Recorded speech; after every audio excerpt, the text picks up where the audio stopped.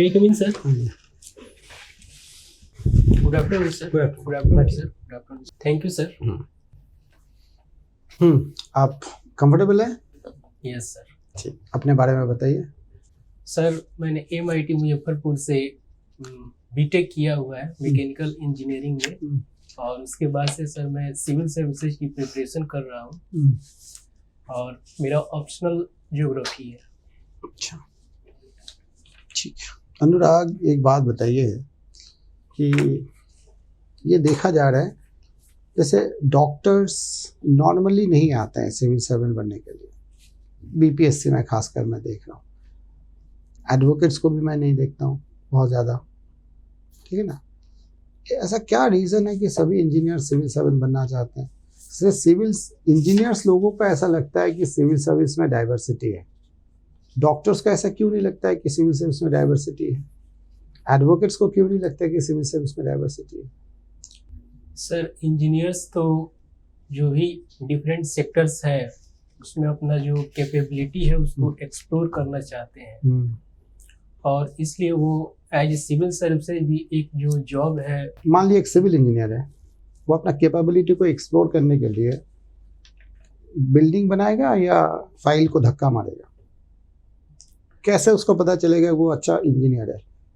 File noting में पता चलेगा कि अच्छा इंजीनियर है? वो काम जो कर उसका जो डोमेन है सिविल इंजीनियरिंग का किसमें उसको पता चलेगा कि उसका स्किल है या सर नहीं? ये सिविल इंजीनियर के इंटरेस्ट और पैशन पे डिपेंड करता है। अगर वो अच्छे सिविल इंजीनियर है तो ये बोला जाता है कि इंजीनियर्स लोगों को सब कुछ आता है एक्सेप्ट इंजीनियरिंग, ये बात सही है?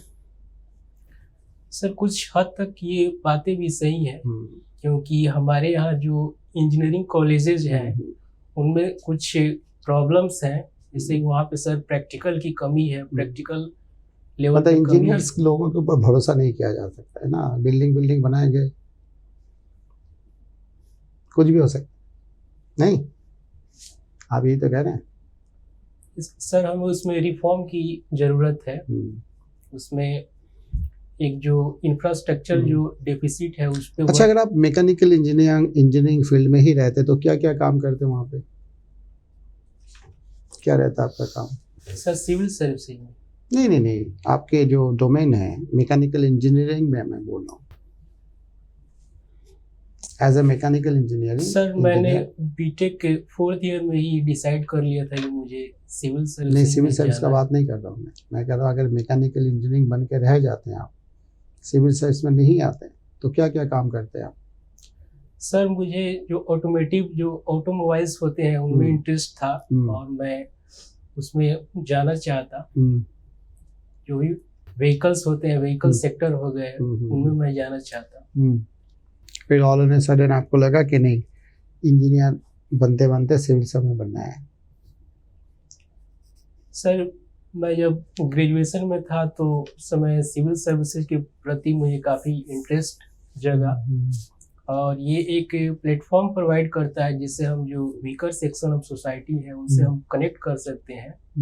तो सर इसलिए मैंने चूज किया। अच्छा, ठीक है। आप क्रिकेट देखते हैं आप? Yes sir. कल का मैच आपने देखा है? यस सर, कल का क्रिकेट मैच देखा। क्या हुआ था कल के मैच में? सर कल के मैच में इंडिया ने ऑस्ट्रेलिया को बीट कर दिया। ठीक, ओके। अनुराग, यस सर। बिहार में 7 निश्चय योजना का वास्तव में कोई लाभ है? सर 7 ही निश्चय योजना से मेजर ट्रांसफॉर्मेशन देखा जा रहा है। किन क्षेत्रों में? जैसे कि सर जो स्किलिंग है, जो इलिटरेट पर्सन है, न्यू इलिटरेट पर्सन है, उसमें जो स्किलिंग चल रहा है सेंटर, उसमें देखा जाए इम्प्रूवमेंट देखा जाए लोगों में। केवल इस क्षेत्र में ही विकास हो रहा है? इस क्षेत्र में ही मतलब लाभ आपको दिख रहा है? सर वोमेंस में भी जो एफर्मेटिव एक्शन जो दिया गया है वोमेंस को, उनसे भी सर जो रिप्रेजेंटेशन है वो बढ़ा है, जो लोकल एडमिनिस्ट्रेशन है। और सर जो सिटी का डेवलपमेंट हुआ या सर विलेज का डेवलपमेंट हुआ, इस पे भी सर मेजर वर्क चल रहा है। जैसे कि सर जो सोलर स्ट्रीट लाइट योजना है, या फिर हर घर नल का जल योजना है, तो स्वास्थ्य क्षेत्र में बताइए क्या ऐसे सुधार हुए हैं? क्या सर, स्वास्थ्य क्षेत्र के बारे में बात किया गया 7वें विषय में? यस सर, टाइटल क्या है? सबके लिए अतिरिक्त स्वास्थ्य सुविधा है सर। सुविधा, इसका मतलब क्या है? सबके लिए अतिरिक्त स्वास्थ्य सुविधाएं। सर उसमें एक जनरल अवेलेबिलिटी के साथ जो एक्स्ट्रा अवेलेबिलिटी रहना चाहिए, मेडिकल जो भी इंफ्रास्ट्रक्चर है उसको सर कहेंगे सबके लिए अतिरिक्त स्वास्थ्य सुविधा है। सो ये बिहार में कैसे काम कर रहा है सबके लिए अतिरिक्त स्वास्थ्य सुविधाएं? राज्य सरकार इसके लिए क्या बेहतर प्रयास कर रही है? सर राज्य सरकार जो हेल्थ एंड वेलनेस सेंटर है उसको स्ट्रेंथन कर रही है, और सर जीविका के हेल्प से अभी सर जो जीविका इतना सक्षम है जो बिहार में स्वास्थ्य जो है संबंधी समस्याओं को दूर कर सके? सर जीविका एक पार्ट्स है जो कि हेल्थ को इम्प्रूव करने में हेल्प कर रही है, और बहुत सारे उसमें स्टेक होल्डर हैं जो कि हेल्थ को अच्छा करने में लगे हुए हैं। जब आयुष्मान भारत नाम जानते हैं? आयुष्मान भारत एक योजना है। Yes sir. आयुष्मान भारत योजना का मुझे बताइए क्या है? आयुष्मान भारत योजना का क्या उद्देश्य है?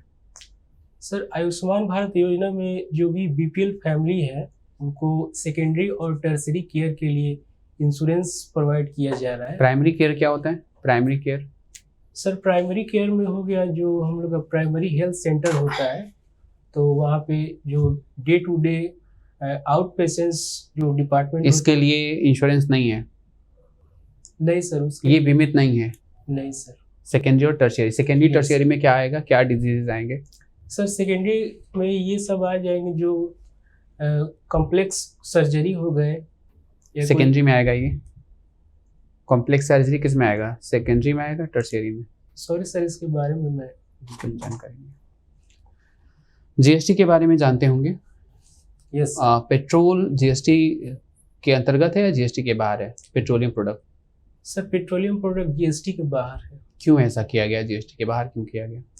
सर पेट्रोलियम प्रोडक्ट स्टेट का एक मेजर रेवेन्यू है, और हर स्टेट का अपना अपना एक इस पे टैक्स लगता है, तो इसलिए इसको सर बाहर रखा गया है। ये हमेशा बाहर रहेगा या भविष्य में इसको फिर से जीएसटी के अंतर्गत लाए जाने की कोई संभावना है?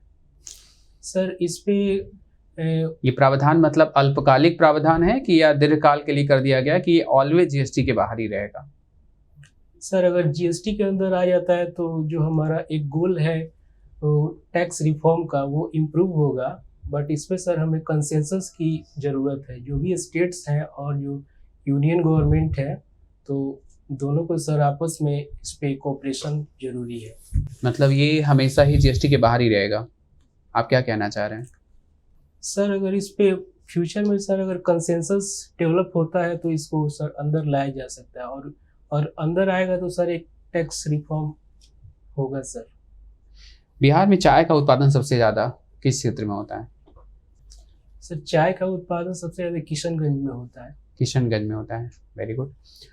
ये चाय को अभी हाल ही में किसी अलग कैटेगरी में जो है कैटेगराइज किया गया क्या? किसी अलग क्षेत्र में इसको जो है अनुबंधित किया गया है? सॉरी सर इसके बारे में मुझे जानकारी नहीं है। ठीक है। कल का विश्व कप में मैच किसने जीता? सर कल का विश्व कप में इंडिया ने जीता ऑस्ट्रेलिया को हराकर। कितने रन से? सर विकेट से हराया? 6 विकेट से हराया। 6 विकेट से हराया। किसने सबसे बेहतर खेला उसमें? सर केएल राहुल ने उसमें सबसे बेहतर खेला। अच्छा, कोहली ने क्या किया? सर कोहली भी उसमें रन बनाए थे। कितना? 85 रन। किसने उनको आउट कर दिया? सर उनको एग्जैक्टली मैं अभी रिकॉल नहीं कर पा रहा हूँ। कैसे मैच देख रहे थे आप? कौन कौन से इंडिया का मैच कब कब है, तारीख बताइए। सर एक मैच इंडिया और पाकिस्तान का है 14 अक्टूबर को, और उसके बाद एक मैच है इंडिया और नीदरलैंड से। कितनी तारीख को? सर 12 तारीख को। 14 तारीख पहले बता रहे हैं, 12 तारीख बाद में बता रहे हैं आप। सर एक 12 को भी है, एक 14 को भी है। और सर उसके आगे सर मैं कंफर्म नहीं हूँ सर। कैसा मैच देखते हैं आप? हमने देखा है कि क्रिकेट का मैच जो देखने वाले लोग होते हैं उन्हें नशा होता है इसका।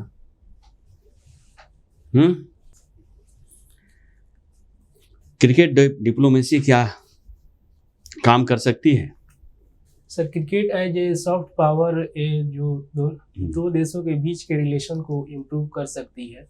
किन दो देशों के बीच के रिलेशन को इम्प्रूव कर सकती है? सर जैसे इंडिया और पाकिस्तान के बीच अगर मैच तो हो तो नहीं पा रहा है। मैच तो एशिया कप में भी हुआ था। Yes sir. हो नहीं पा रहा है इससे। लेकिन सर मैच जो होता है तो एक दूसरे देश के जो फैंस हैं इंटरकनेक्टेड हो अच्छा, ये जाते हैं। ऐसा तो नहीं कि जैसे हम कई बार कहते हैं सॉफ्ट डिप्लोमेसी और कल्चरल डिप्लोमेसी, इस तरह की बातें कई बार करते हैं, लेकिन अंततः जो है पॉलिटिकल डिप्लोमेसी जो होती है वही निर्णायक होती है, और बाकी चीज़ों का कोई मतलब होता नहीं है, हम चाहे कितना भी डिप्लोमेसी करते रहें। मेरी बात से आप सहमत हैं?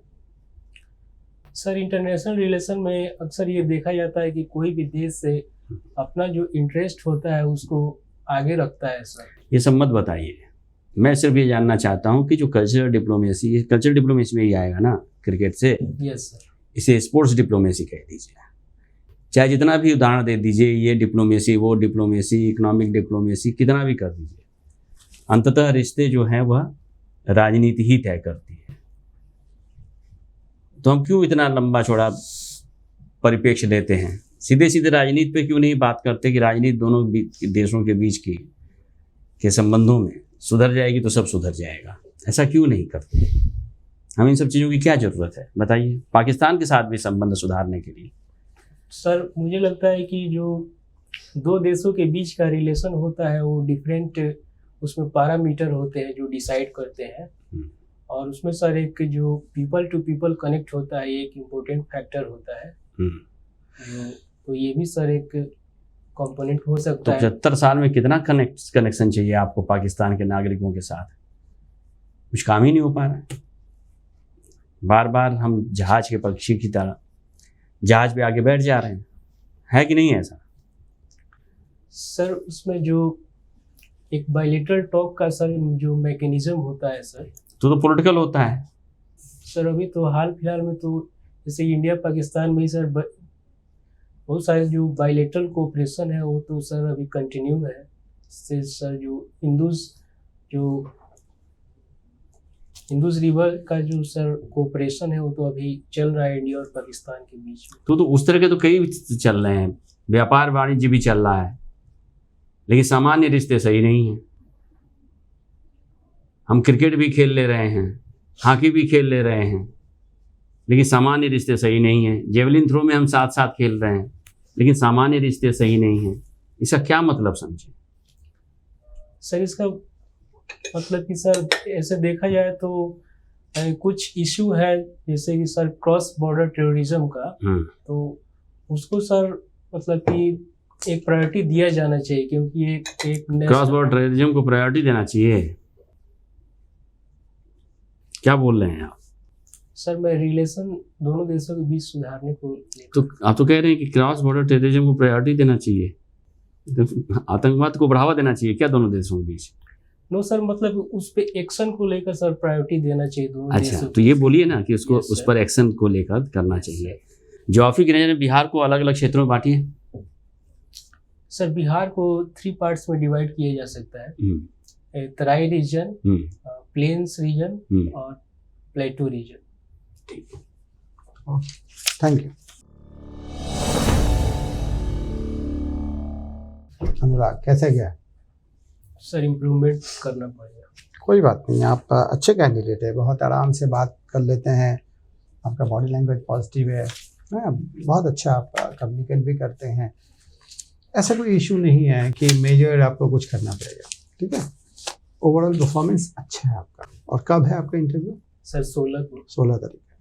1-2 चीज़ें मान लीजिए इस टाइप पे अगर क्वेश्चन आए कि आपने मैकेनिकल इंजीनियरिंग इतना कुछ पढ़ लिया है, फिर आप यहाँ पे आना चाह रहे हैं, जो भी है, ऐसा क्वेश्चन तो पूछते हैं ना। आपने बोला है, लेकिन एक चीज़ का ध्यान रखना, आप ये ज़रूर बोल देना कि सर मैकेनिकल इंजीनियर्स का तो रिक्वायरमेंट है सिविल सर्विसेज में जी। अगर नहीं होता तो मैकेनिकल इंजीनियरिंग के लिए इंजीनियर्स लोगों के लिए सिविल सर्विस अलाउड ही नहीं होता जी। आप समझ गए ना। जी। बाकी लोगों के लिए भी अलाउड है, वो भी आ सकते हैं, उनका भी रिक्वायरमेंट है। हम जाएंगे तो हमारा जो मैकेनिकल इंजीनियरिंग का जो नॉलेज है, जो अप्रोच है, जो एटीट्यूड है, वो वहाँ पे हम लोग यूज़ करेंगे। तो जी अलग अलग जोन से, अलग अलग एरिया से अगर बच्चे आएंगे तो सिविल सर्विस और स्ट्रांग होगा। जी इस टाइप से बोलते हैं। मना तो है नहीं, जी मना होता तो फिर वो बीपीएससी वाले या सिविल सर्विस जो एग्जाम कंडक्टिंग बॉडी है वही लोग बोलते हैं भाई तुम्हारे लिए मना है। जी सभी के लिए ओपन है ना। जी तो इसका मतलब हम भी आ सकते हैं, ठीक है ना। ये भी एक बता देना उसमें, ठीक है। जी बाकी आपका बहुत अच्छा आंसर है। करंट अफेयर्स थोड़ा सा और पढ़ लीजिएगा, जी है ना। बेसिक्स जो है करंट अफेयर्स में जो कुछ भी हो रहा है। और क्रिकेट तो ठीक है, क्रिकेट तो आप देखते ही हैं, जी कोई इशू नहीं है, वो तो आपका हो जाएगा, ठीक है। और कोई क्वेश्चन आपके माइंड में है जो पूछना चाहते हैं? सर मेरा ड्रेस ठीक है। ठीक, जी कोई दिक्कत नहीं, ठीक है। जी चलो, thank you sir, Thank thank you you, sir, thank thank you sir.